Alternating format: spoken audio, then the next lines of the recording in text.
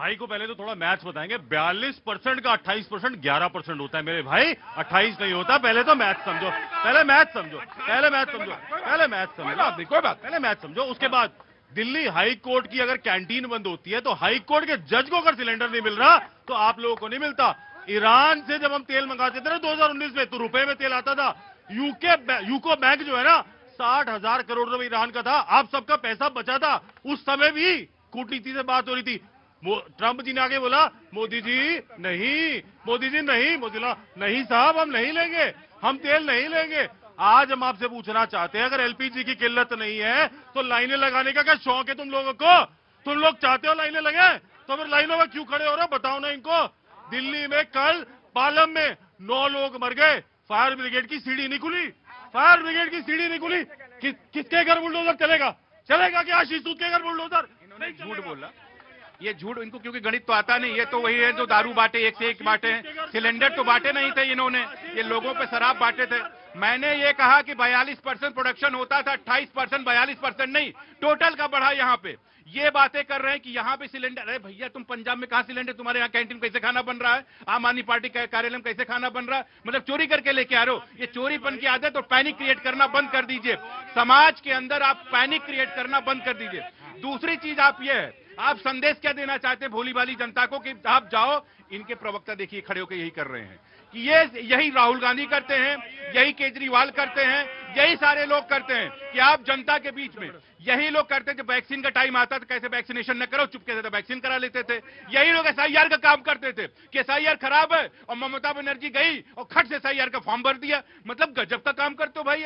आप जनता गुमराह करते हो। ये बढ़िया इफ्तार पार्टी सिलेंडर पे दे रहे हैं, ये वहां पे क्या कहते हैं चर्च बनाते जा रहे हैं सिलेंडर पे, और उसके बाद कहते हैं यहां दिल्ली में आके खड़े होते सिलेंडर नहीं, सिलेंडर नहीं। सिलेंडर दिमाग में आपके क्या भरा हुआ है? दरअसल ये जो बात मैंने शुरू की थी वो विदेश नीति से शुरू करी थी। हंगरी के साथ फिर चेकोस्लोवाकिया के साथ भारत ने कैसे खुल के बोला, नहीं बोला। अफगानिस्तान में रशिया आया तो रशिया के साथ खुल के बोला या नहीं बोला। ये तमाम सारी बातें थी। ये 67 की बात है, 67 में बहुत सारे लोग पैदा ही नहीं हुए होंगे। ये उस जमाने की बातें हैं जब वो रशिया पहुंचा। तो तमाम विदेश नीति पे हम क्या खुलकर बोले थे उस समय, हम क्या खुलकर खड़े हुए थे उस समय, ये वो तमाम सारे सवाल हैं जिनके सवालों के जवाब ढूंढने चाहिए। जी Congress please come this side. जी मैं 2 बात बोलना चाहूंगा। पहली बात तो अभी आपने यहाँ पे कहा कि खुल के बोलने को लेके 2005 में हमें याद होना चाहिए, जिनको ये मनमोहन बताते थे, जिनको ये सबसे कमजोर प्रधानमंत्री बताते थे, वो मनमोहन जी ने क्या किया? इराक का जब वो इन्वेशन हुआ था उस समय पे यूएस की निंदा करने से घबराए नहीं। ये तो कमजोर प्रधानमंत्री की ताकत थी। क्या हुआ? राजीव गांधी जी जब प्रधानमंत्री थे, एक छोटा सा देश है लिबिया, उन्होंने कहा यूएस के मसले पे जो है हमें भारत की सहायता चाहिए। राजीव गांधी जी घबराए नहीं, यूएस की निंदा की, ये थे। लेकिन आज क्या हुआ? हमारे देश के प्रधानमंत्री मोदी जी ने क्या किया? रशिया जो हमारा इतना पुराना दोस्त रहा है, वो हमें कम दाम पे, एक सेकेंड, वो हमें कम दाम पे तेल देने का काम कर रहा था। उसका फायदा जिसका जो है इनके दोस्त अंबानी ने लिया, मैं उसमें नहीं जाना चाहूंगा, लेकिन ट्रंप के दबाव में रशिया से आपने तेल लेना कम किया। ये तमाम जो है आंकड़े बताते हैं, आप देखेंगे। ठीक है, मैंने सुना। पेपर आप भी पढ़ते हो, पेपर मैं भी पढ़ता हूं, खबर आप में भी रहता हूं, खबर मैं भी रहता हूं। कुछ जहाज कहीं जा रहे थे। कहां जा रहे थे? यहां। कहां जा रहे थे? चीन जा रहे थे। वहां जाओ। चीन जा रहे थे, ये सच है। चीन जा रहे थे, रशिया से चले थे। और फिर क्या हुआ? यहां फिर क्या हुआ? कच्चा तेल लेके जा रहे थे। फिर क्या हुआ? फिर वहां से भारत का ऐसा हवा, भारत ने रुख मोड़ा कि वो सारे जहाज भारत की तरफ आ गए। वहां जाओ। खैर, ये कूटनीति है और ये कूटनीति ऐसे ही होती है। कभी लगता है कि हम पिछड़ रहे हैं, कभी कभी लगता है कि हम पिछड़ रहे हैं, कभी लगता है कि हम बहुत आगे हैं। ये डिप्लोमेसी है, इसको ऐसे ही चला जाता है, उसको ऐसे ही किया जाता है। अब मैंने कहा कि देश दुनिया जो है, जियोपॉलिटिक्स जो है इस समय की, उसमें आपको मल्टीफेसेड होना पड़ेगा। कई जगहों पे दिखना पड़ेगा, कभी आपको चुप्पी भी रखना पड़ेगा। आप जिसको एक कदम पीछे कह रहे हैं, हो सकता है कि डिप्लोमेसी की भाषा में उसे कहा जाता हो कि ये 4 कदम आगे है। तो ये भी हो सकता है। Of course I will give you time. जी जी जी रुको, जवाब कैसे दोगे? जब मैं पूछूंगा तब दोगे। लाइन में खड़े हो पीछे। हाँ प्रतीक जी, मिडिल ईस्ट के युद्ध का असर हिंदुस्तान पे दिखने लगा है। जी। France, Germany, Italy, Russia, Spain, ये तमाम देश, रीढ़ वाले देश खड़े होकर के इसका विरोध कर रहे हैं कि युद्ध ठीक नहीं है। हम इतने बेरीढ़ वाले हो गए कि खुल के बोल भी नहीं पा रहे हैं। उसका असर, उसका असर, अरे सुनिए भाई, बोला पाकिस्तान से युद्ध की स्थिति थी, हम इतने अच्छे व्यक्ति थे कि हिंदुस्तान के लोग वहां पे, हमारे लोग भी नहीं चाहते थे कि वहां के रिहायशी इलाके पे हम बमबारी करें। ईरान पे बच्चों के ऊपर बमबारी हो गई, आपने चूस नहीं बोला। आप चाहते हैं कि आपके साथ वो रिहायशी रियायत बरते आपके साथ। आपने अपनी नीतियों को जिस तरह से गड्ढम गड्ढ किया है, उसका नतीजा आपको भुगतना पड़ रहा है आज के वक्त में। 6 दिन हो गए वहां के आयतुल्ला खुमैनी के हत्या के 6 दिन के बाद में आपने जाकर के शोक संदेश लिखा। यदि आप पहले दिन दिखाए होते तो शायद सहानुभूति के पात्र होते। आपने वो सब कुछ किया, लेकिन समय गंवा के किया।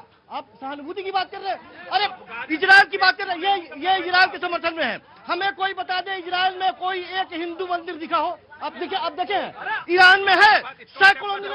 अरे भाई कमाल की बात कर रहे हैं भाई, प्रभु मंदिर की बात कर रहे हैं। ईरान में हजारों सैकड़ों मंदिर है। ईरान में महात्मा गांधी के नाम पे अस्पताल बने हुए हैं, इनको पता नहीं है।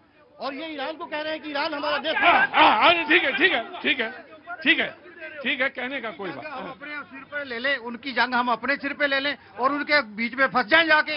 ये चाहते हैं कि हमारी उनकी लड़ाई हमारे ऊपर आ जाए और वो अपने आराम से रहे और हम जूते खाएं। बाबूजी क्या नाम है आपका? मेरा नाम अजय जोशी है। अजय जोशी जी, मैं आपको प्रणाम करता हूं। देखिए, मैं एक बात बता रहा हूं, ऐसा नहीं है कि कोई मैं बहुत बड़ा कूटनीतिज्ञ और बहुत बड़ा एक्सपर्ट हूं, मैं बिल्कुल नहीं हूं। और यहां खड़े हुए अधिकांश लोग एक्सपर्ट हैं भी नहीं। कूटनीति हम जो बात कह रहे हैं, इतनी देर से किसी ने एक बात कही कि पाकिस्तान ने एक बॉम्ब गिरा दिया अफगानिस्तान में, 400 बच्चे मर गए। बड़ी चिंता है, एक भी बार मुंह से निकला नहीं। रुको, एक बार भी मुंह से निकला नहीं है अभी तक नहीं निकला। और ये चिंता है। वो ईरान को जरूरत थी, एक शिप गया। ईरान को चिंता था, एक शिप गया जिसमें दवाइयां हैं। भूकंप आया टर्की में, गया शिप लेके गया।